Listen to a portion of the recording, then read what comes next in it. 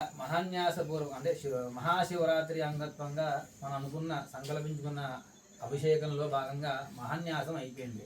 మహాన్యాసం అంటే ఏంటి అంటే, మహాన్యాసాన్ని రచించింది ఎవరండి? రావణాసురుడు. రావణాసుడికి మానవులందరికీ ఆయన ఒక శత్రువు, ఒక దుర్మార్గుడిలాగానే కనబడ్డాడు తప్ప ఆయన గొప్ప బ్రాహ్మణుడు. కానీ అతనికి ఉన్న శాపం వల్ల వారికి ఈ మోహంతో అతనికి అంతం వస్తుంది అని ఆయనకి శపించారన్నమాట. దాని యొక్క ఫలితం వల్లనే సీతాదేవిని అపహరించుకోవడం, ఇదంతా రామాయణం అంతా కథ అంతా నడిచిందనమాట. అదేంటండి. కానీ అవన్నీ పక్కన పెట్టేస్తే రావణాసురుడు అనేవాడు గొప్ప బ్రాహ్మణుడు. నిత్యము కూడా సహస్రలింగార్చన, ప్రతిరోజు సహస్రలింగార్చన చేసేవాడు. మళ్ళీ బ్రహ్మముహూర్తంలోనే ఆయన సంధ్యావందన అనుష్ఠానాన్ని నెరవేర్చుకునేవాడు. బ్రహ్మముహూర్తం అంటే ఎన్నింటికి? 3ంటికి, తెల్లవారుజామున 3ంటికి అన్నమాట. 3 గంటలకి ఆయన సముద్ర స్నానం చేసుకుని సంధ్యావందనం చేసుకుని మొత్తం పూర్తి చేసుకుని మళ్ళీ 10 మంది చేతులు ఉన్నాయి కాబట్టి ఇలా లింగాలు చేసి సహస్రలింగార్చన చేసేవాళ్ళు రోజు, ప్రతిరోజు కూడా. అంత గొప్ప శివభక్తుడు. అందువల్లనే ఆయనకి అంత తేజస్సు కానివ్వండి, అలాగే వరాలు కానివ్వండి, ఆయనకు వచ్చిన వరాలు ఎవ్వరికి, ఏ రాక్షసుడికి కూడా చాలా అన్ని వరాలు ఆయన దగ్గర ఉన్నాయి. కానీ ఒక చిన్న దీనివల్ల హతమైపోతాడు. అంతెందుకు రాములు వారు కూడా యుద్ధంలో జయించడానికి ఎవరి దగ్గరికి వెళ్ళి ముహూర్తం పెట్టుకున్నారు? రావణాసుడి దగ్గరికి పంపించి ముహూర్తం పెట్టుకున్నారు. అర్థమైందండి. అందువల్లే ఆయన రాములు వారు జయించారు. అర్థమైందండి. కానీ ఆయనకి తెలుసు, నేను ఈ ముహూర్తం నా కోసమే, నా అర్థం కోసం పెట్టారని తెలిసి కూడా ఆయన ధర్మాన్ని ఆయన తప్పకుండా ముహూర్తం పెట్టాడు. అద్భుతమైన ముహూర్తం పెట్టి, ఈ సమయంలో నువ్వు యుద్ధానికి వెళ్ళు, నువ్వు జయిస్తావని చెప్పని ముహూర్తం పెట్టి పంపించారు.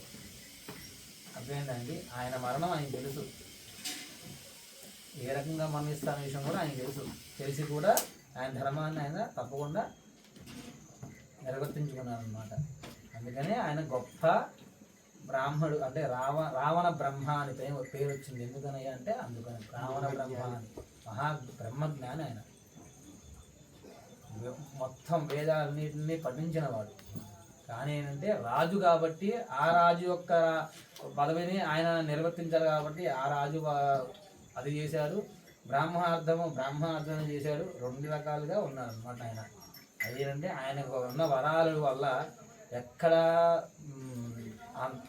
ఒక అంతం రావాలి కాబట్టి, ఆ అంతం రావాలి అంటే స్త్రీ వ్యామోహం వలన, స్త్రీ యొక్క దీని వలన, ఆ శాపం వలన ఆయన అంతం వస్తుంది. అందువల్లేగా రాములు వారు యుద్ధానికి వచ్చారు. సప్త సముద్రాలు దాటి యుద్ధానికి రావడానికి కారణం అదే కదా, అదనమాట. అందుకే ఈ రాసింది ఎవరయ్యా అంటే, మహాన్యాసం అనేది రాసింది ఎవరయ్యా అంటే రావణాసురుడు. అదేంటండి. దానికి కొన్ని మార్పులు చేర్పులు చేసి మానవుడికి అది బోధాయ మహర్షి అని ఆయన మనకు కొన్ని మార్పులు చేర్పులు చేసి దాన్ని కొంచెం కట్ చేసి అంతవరకు మనకి ఉపయోగపడుతుంది అంతవరకు మనకి ఇచ్చి అందుబాటులో చేశారనమాట. అదేంటండి. నా రుద్రమర్థయేత్ అంటే, నాకు నువ్వు అభిషేకం చెయ్యాలి అంటే నువ్వు కూడా ఒక రుద్రుడిలాగా మారాలి. అదేనండి. అదనమాట. అందుకని ఏం చేస్తానంటే, ప్రతి అంగాలు మానవులకి ప్రతి అంగాన్ని కూడా స్మృతించుకుని ఆ అంగంలో భాగంగా అందులోనూ శివుణ్ణి స్మరణ చేసుకుంటాం అనమాట. శివుణ్ణి ఆవాహన చేసుకుంటాం అనమాట. అప్పుడు మనం కూడా రుద్రుడిలా మారినట్టు లెక్క. ఇప్పుడు మనకి స్వామివారికి అభిషేకం చేసుకునే అర్హత అనేది మనకు వస్తుంది.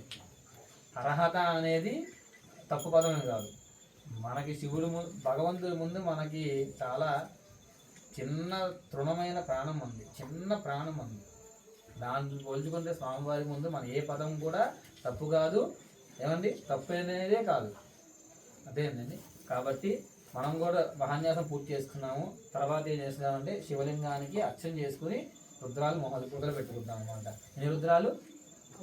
11 రుద్రాలు, మహారుద్రం అంటారు అని. అదేనండి. 11 రుద్రాలతో కూడా అభిషేకం చేసుకుంటాము. అయ్యా మీరు రండి, ఇద్దరు. అదే